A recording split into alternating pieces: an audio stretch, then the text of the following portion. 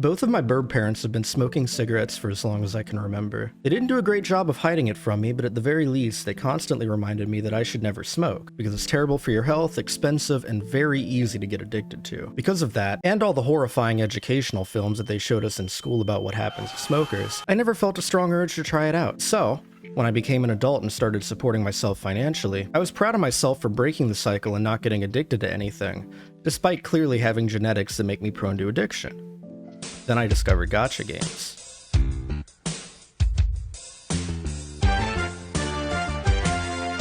If you clicked on this video, you probably already know what a gacha game is, but just in case you don't, gacha game, named after capsule machines that are popular in Japan, is a blanket term to describe games with a monetized system for obtaining random loot, characters, or other in-game items. Most often this is in the form of free-to-play games, where said system is the primary method of progression. Much like smoking, and gambling of course, this style of game is intentionally designed to get players addicted, since the goal is to have the player consistently spend money over a long period of time. You almost certainly know at least one person who this worked on. You know, that one coworker who spent enough money on Genshin Impact that, had they saved that money, they could afford a down payment on a house. It's a very common thing. These games are very easy to get addicted to. So that's why it's weird that, even though I've played a lot of gacha games in my life, I've never actually been able to keep playing any for more than a year. No gacha game has ever been able to get me addicted. I spent some time thinking about this recently, and I decided to make this video discussing my conclusions, because my opinions are always correct, and everyone's interested in what I have to say. Let's fucking go! Alright gamers, pop quiz time. If you had to pick one of the following to describe gacha games, which would it be? Video game, service, Samsung smart fridge. That's right, Samsung smart fridge. Gacha games are not necessarily games in the traditional sense, despite the word being in the name. It's probably more accurate to describe them as a service. Because the intent behind the games are to create a consistent stream of revenue, content is routinely added to attract new players and retain existing players. Any content created for the game, therefore, is usually designed without an ending in mind. Sure, many gacha games have a story to tell. Hoyoverse games come to mind with their extensive world building and wide-reaching, overarching plots, but the telling of these stories ends up feeling like filler most of the time, no matter how well written it may be. Now why is this? While it's not always the case, the most well-received stories are usually ones where the writers knew the ending while they were writing the story. RPGs are a great example of this, since they usually have a self-contained story with a satisfying ending that feels earned. Without a coherent story, many beloved RPGs would not have resonated nearly as well with people. Imagine if Persona 5 released with only 3 palaces, and then Atlas continued to release new palaces every few months for the next 3 years. There's no way most people would have continued playing for 80 more hours. The game, and others like it, works so well because everything is written with intention and there doesn't need to be any out-of-place plot contrivance to connect the parts of the story that were written and released at different times. It makes the journey actually feel meaningful to the player. On the flip side, a common critique of writing in media is that it feels like the story was being written as it released. Think long-running TV series like Lost or The Walking Dead. Or, for a gaming-related example, Kingdom Hearts. I'm a Kingdom Hearts hater, I will fight you on this, don't test me. Much like gacha games, the reason this tends to happen is that the series is profitable, so it makes financial sense to continue it for as long as possible. Why would you plan to end a money printer? It prints money. Come on, dog. It does make sense from a shareholder perspective, but when it comes to the consumer experience, the writing usually ends up being a time bomb that will eventually end the series in an unsatisfying way. This is absolutely true for gacha games in my experience. Fate Grand Order, Arknights, Genshin Impact, Nikke. These games, despite being vastly different, all have one thing in common.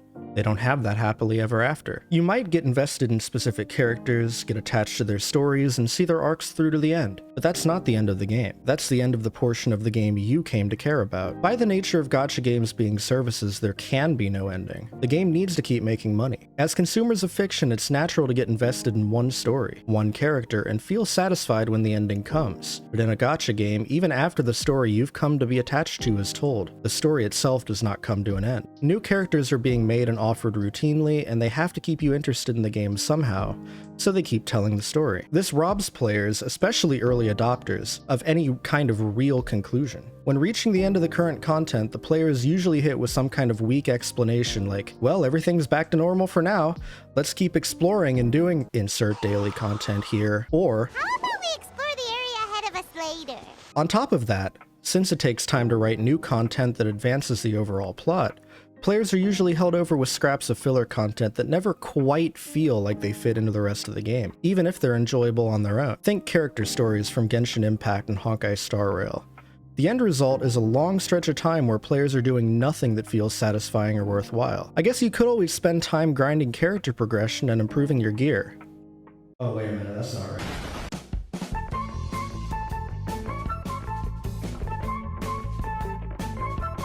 Picture this. You are a rat in a cage with a button in front of you that dispenses juice when you press it. Now, imagine that after getting several sips of juice from the button, it begins taking 2 button presses per sip, then 4, then 8, then 16, and after a while of it taking more and more button presses, you suddenly run out of juice to sip. Would you continue to press the button? Obviously not, why would you? If you haven't guessed where this is going already, the button is gacha gaming and the juice is dopamine from seeing number go up.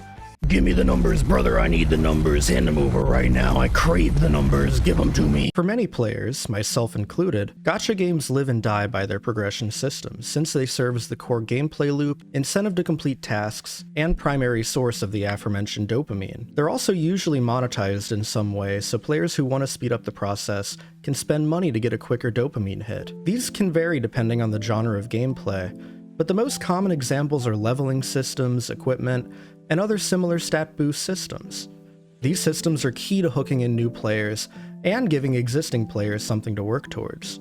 Feeling like you're becoming more powerful, consistently able to take on harder and harder challenges, is why video games, let alone gacha games, are so satisfying to play for a lot of people. Ironically, these systems are also where a lot of gacha games end up losing me as a player. Like any game containing progression systems, the player can't keep growing forever. There needs to be some kind of limit in place to prevent players from becoming so powerful that they trivialize the challenges presented by the game. This is especially true for gacha games, because players will not have incentive to engage with monetized content to improve their stats if they can already consistently clear the hardest content the game has to offer. In a majority of cases, this limit is very straightforward: progression caps. When gacha games first release, the developer knows how much content will be available in the game. This allows them to make the content scale with the player's progression. They build the content around what level they want your characters to be at that given point. Because of this, usually the level cap will be set where the game expects you to be at the end of the existing content.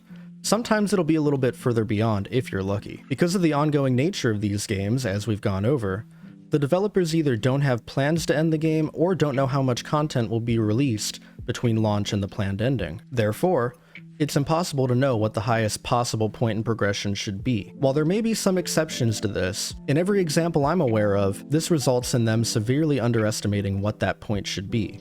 This is a massive problem. To illustrate my problem, here's an example. When you play through Genshin Impact for the first time, the enemies eventually become more difficult. To counter this, you have to start raising your characters to higher levels, and you have to farm harder domains for better rewards. The content always feels like a new challenge. There's going to be new characters that offer you more power in the face of dangerous and scary new foes, but eventually, that feeling dies. Genshin's level cap has been 90 since release, and they've shown no intention of changing it in the future. So it turns out, at the time I'm writing this script, there's rumors that the 5.0 patch at Genshin Impact is going to include an increase to the level cap, letting players level up to 100. A bit further on in the video, I mentioned that there are no examples I can think of where this has happened in a meaningful way. I do still stand by this point now. It's unclear what the implications of that level cap increase will actually be on the game. There's a chance it won't make much of a difference in terms of how the game feels, but it definitely will give veteran players something new to work towards, so credit where credit is due. This kind of change is also still uncommon, and it has been almost 4 years since the game's release, so a decent amount of players who were at the level cap for a long time still probably left the game as a result. I'm sure this section sounded like copium, and I'ma be real with you, it absolutely is. But I'm a genius and everything I say is right, so get owned. If you think I'm wrong, be sure to write your thoughts in the comments, and then proceed to suck my nuts. Moving on. Once you've hit that level with all the characters you own, or at least the ones you care about, once you've maxed out their best possible weapon and grinded for the best possible artifacts, you can pretty consistently clear the hardest available content with relative ease. At that point, once you've cleared all the available content, Why continue playing? Why continue pressing the button, dear rat? There may be some examples that I'm unaware of, but as far as I know, there are no gacha games that have ever actually increased the progression cap in a meaningful way. When this is the case, and I reach the end of the available content, that's usually when I lose interest and stop playing. Even when new content releases, I feel no desire to return to the experience because there's nothing to gain.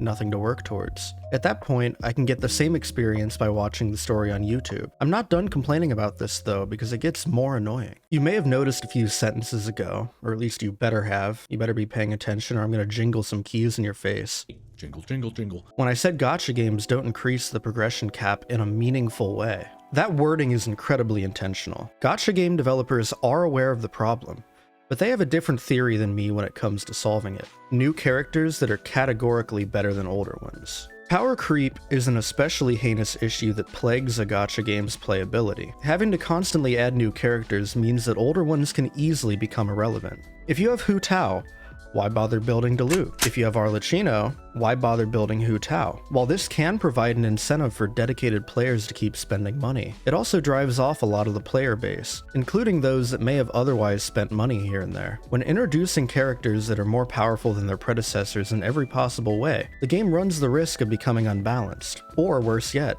edging into pay-to-win territory. Picking on Genshin again, the Spiral Abyss tends to be made around whichever character the game currently wants you to pull for, meaning that it's significantly harder to clear the endgame content if you aren't throwing money at the latest character. This behavior drives players away.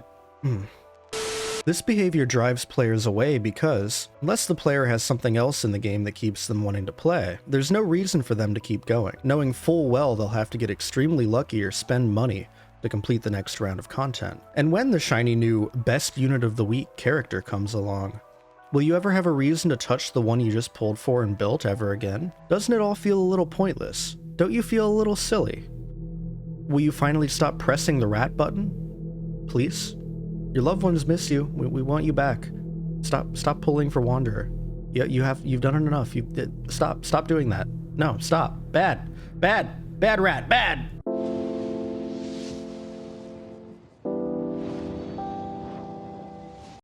Ah man, what a rough day at work. Can't wait to take a nap and relax a little bit. Hey Ezra, I need you to collect 20 flowers for me and repair the bridge in Liyue. Like most people, I play video games to escape and decompress from my daily life. Work and school, which most people deal with, involve a lot of boring and tedious tasks that feel pointless. Hobbies, which in my case is usually gaming, allow people to feel like they're actually doing something meaningful. I don't want my games to feel like work. Unfortunately, it's super common to reach a point in gacha games where they do end up feeling like work, and that makes me want to piss and shit. For ongoing games like gacha games, it's really important that you give players a reason to log on every day. If players don't need to log in, they won't, and then they'll find something else to occupy their time with. The most common answer for this is daily missions. It's worth noting that I don't have a problem with this on paper. There's usually some kind of system in place where you have a daily resource, like energy, which is spent on in-game activities like resource gathering. Now this works most of the time because it ties directly in with the gameplay loop and progression systems, which makes it feel worthwhile. If I want to make number go up and scratch my brain itch, I'll log in and collect the resources I need, making progress towards my next increase in power. It also helps that these resource gathering activities involve actually engaging with the gameplay. If I'm playing a game, I want to play the game. I don't dislike being rewarded for playing the game. That's the point of playing the game. So why does Paimon keep asking me to talk to random NPCs and repair stairs and shit? This sucks, stop doing that. I don't want to read repeated dialogue every day, or run around the entire world, or navigate multiple menus to collect X number of different materials. I play the game for the game. Let me play the goddamn game. Now to be clear, I understand they're optional, but the way my brain works doesn't allow me to ignore them. I'm a completionist. It bothers me when there are incomplete tasks in my to-do list. I'm not a psychologist, and I'm not aware of the decision-making progress that leads to these types of things being put in the games, as far as you know. But I have to imagine they're aware of this tendency in players, and intentionally exploit it. In most cases, there's some kind of flashy, distracting indicator that draws your attention to these tasks, making it harder to ignore. like an exclamation point or something. In Genshin and Honkai Star Rail, they even show up at the top of the quest menu alongside other standard quests. This adds more legitimacy to them, making players want to do them even more. Adding to this, they also include some amount of resources as a reward for completion, both immediately after, as well as stretch goals where clearing enough of them in a given time period will give you even more rewards. You'd be stupid to ignore them, right? Do your daily quests, says the Paimon. Surely you will have fun with these tasks, says the bitch-ass fairy. The tasks are worth doing. We own your brain, you cannot escape, says the propagandist in sheep's clothing. Go fuck yourself, says the Ezra Andromyda.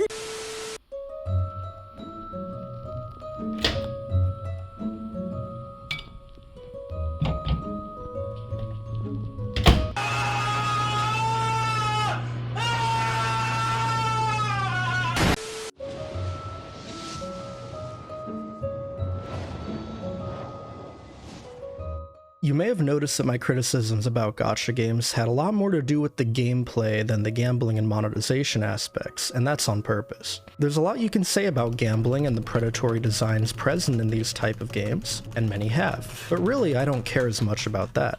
If I enjoy the experience I'm having with a game, I don't necessarily mind spending some money on it. As long as you're able to moderate yourself, it isn't inherently a bad system. My problem is that I don't enjoy the experience most of the time, which is why I get burnt out on them. To really drive this point home, consider how many of these games have autoplay features. These illustrate my point perfectly. The games themselves encourage actually playing as little as possible. To me, this indicates that the designers are aware that the gameplay isn't a main draw. They just want players to spend money. And for a lot of players, this seems to work, but not for me.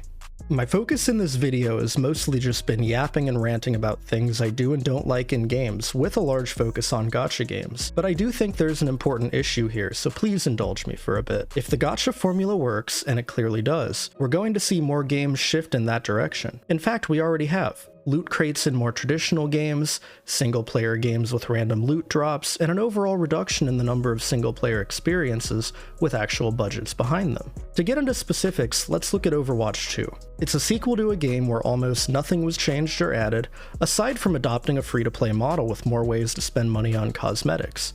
On top of that, it was planned to have a PvE story content release later, which, while I can only really speculate, was probably a decision made for monetary reasons.